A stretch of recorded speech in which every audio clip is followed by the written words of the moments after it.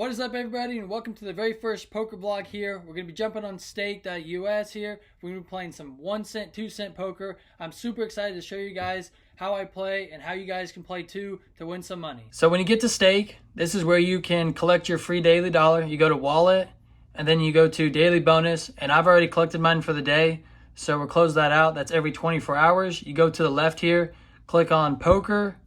It's going to pull it up. Up top, you have the different types of games. Hold'em, Omaha, and tournaments. We're doing Hold'em.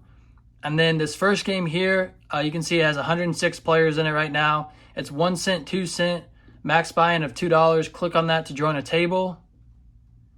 And max buy-in is $2. I always do $1. And my goal is, they put me in the table right here on the left. My goal is to take my dollar and get it up to $3, and then we'll cash out, and then we may buy in again for another $1, but typically when I get to about $3 is when I start calling a bunch of stuff and playing not how I should be playing, so I always just stick with $1, and we're in the game. It starts you off as a big blind. You can straddle and double straddle in here. Open up the cards. 2-10 offsuit, we're just going to check. So it checked around.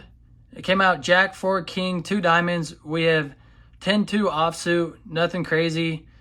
Dude bet 20 cents, so we're just going to fold out. Okay, so here's an example of the double straddle. You can see here's the dealer, small, big, straddled to 4, and then double straddled to 8. I almost never call these. See, I have Queen 3 offsuit. I almost never call the double straddle unless I have a high pocket pair, and then typically I'm shoving, I'm going all in, trying to take down the pot. Pre-flop, I just hate the double straddle because it's just so unnecessary because it's not pot limit here. You can make whatever bet you want, and I just think the double straddle just makes the game, I mean, so much bigger than what it actually needs to be, especially at 1, 2 cent when there is a lot of all-ins and a lot of shoves over the top here. So I just think it's so unnecessary. You see one with 7, 8, like that's really unnecessary. Okay, so the straddle's on. The next hand, we have Ace Jack offsuit here. We're going to be calling. Nothing crazy. A lot of these hands I like to limp in, and I like to slow roll and play them really slow and conservative unless I have a really good hand, a really big hand, and then I like to make big bets and push over the top. With pre-flop action, I don't like to call like big pre-flop raises because it's really hard to know what someone has. You can't really get a read on someone like online, and you play so many hands. With this one, we're going to be calling just because we have Ace Jack. I mean, we have top pair, runner to the flush, and runner to a straight with our jack here. So nothing too crazy, and he bets 20 cents. So we're gonna go all in. We're gonna see what happens here. I bet he has an ace, probably with a better kicker, or he has a better draw. He's only got 46 cents left, so yeah, obviously he calls, and then this dude's got 486. So I could see this guy folding, but he'll probably end up calling. Yep. 5s and then 10-5, so 2% chance. So we take that in the pot with Ace Jack with top pair here. That's going to be, we're going to win the whole pot just because no one could bet over the top of us. 255 there. So that last hand was a prime example of what typically happens in 1, 2 cent.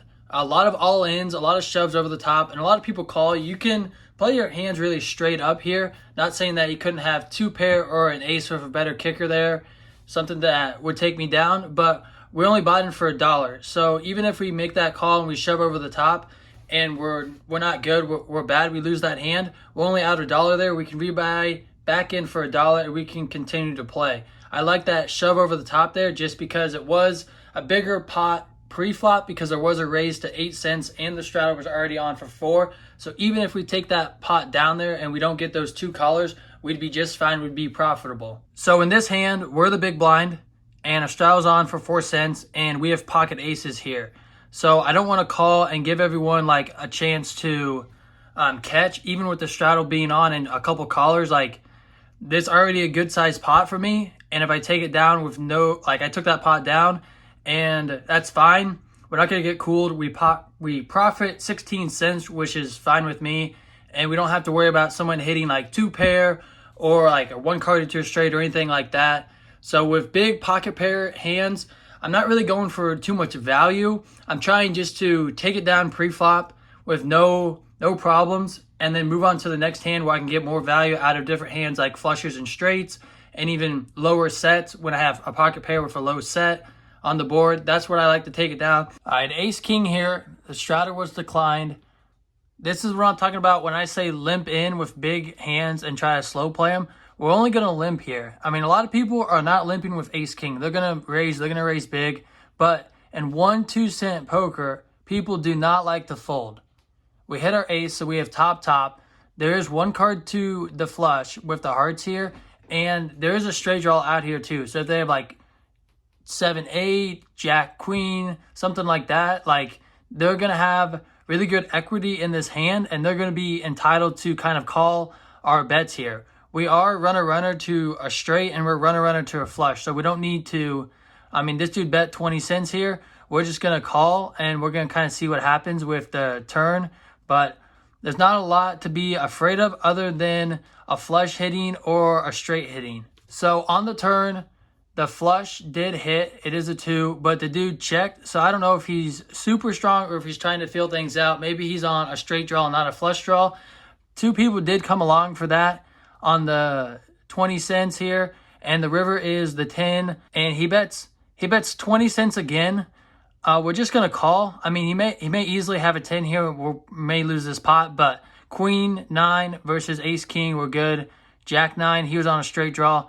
So now we've hit our $3.30. The goal was $3 and then we cash out. So I cashed out my $3.30 and I wanted to show you guys this. If you go up here next to the poker, you can click on my games and it'll show you the results from all the games you've kind of played.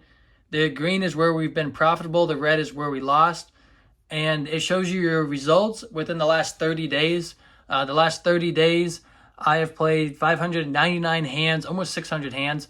We've been profitable $34.54. And then you can click on the show hands here and it'll go over all the hands that you played in that session. We only played 20 hands. We didn't play for that long.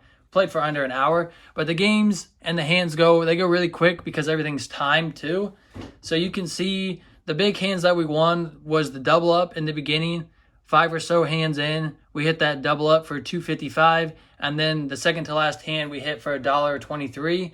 So when we have it, we're trying to go all in and shove. Hopefully we're good and we're ahead and we can win and make some money. And then when we're behind, like we're just gonna lose our buy and our dollar, and then we can rebuy in.